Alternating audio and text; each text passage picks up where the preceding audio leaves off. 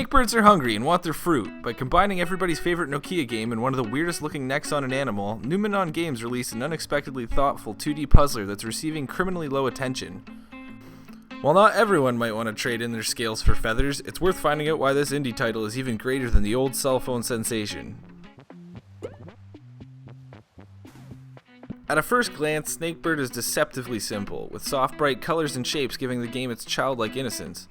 Your perception is corrected quickly, however, with puzzle designs that are extraordinarily tight and meticulous and often have only one way to be solved.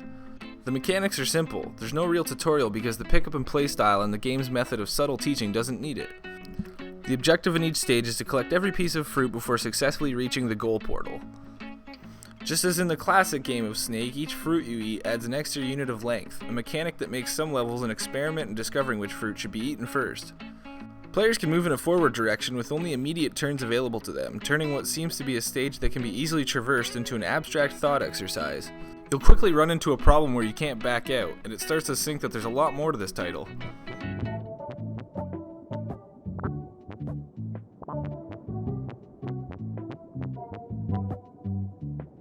Levels are precisely crafted, there's no wasted space, and everything presented has been a contemplated part of the puzzle. Stages begin with a single Snakebird, but soon players are asked to manage 2 or 3 at a time, quickly adding layers to the challenge. Later on, movable blocks become staples to puzzles as well, and being able to handle these objects to interact together effectively is what's key to success.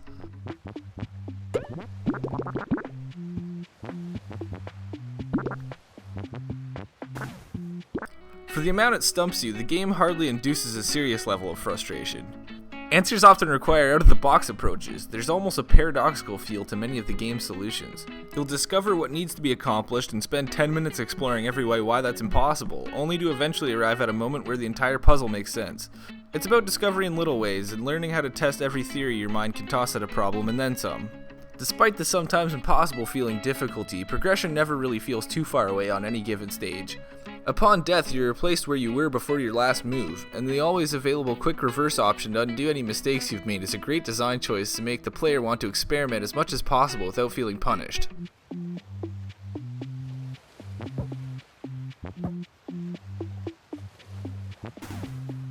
The classic world map layout is a great way to present non-linear stage progression. More skilled players can attempt harder levels after only completing a handful, but most will likely stick to the beaten path and enjoy the gradual rise in difficulty through the well-thought-out introductions to new concepts.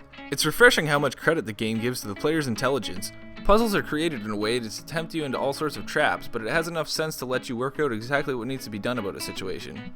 There's absolutely no fat to weigh anything down either. A great deal of care has been taken into presenting what's vital in each stage without distracting. With such simplicity, it manages to teach complex ideas without uttering a word.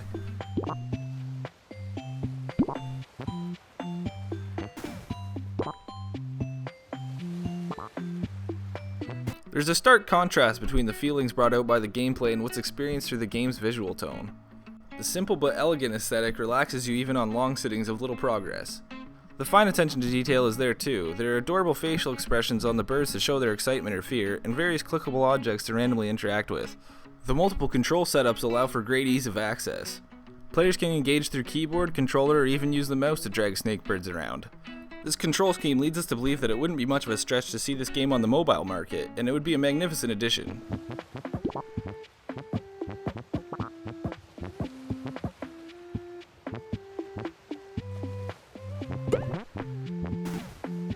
On the surface, it might even look like a game for children, but Snakebird is far from it. With its excruciating difficulty and great feeling of reward upon completion, it deserves to be regarded among the more well-known indie puzzlers. If you're ever up for some serious low-cost brain bending, just try to feed the Snakebirds.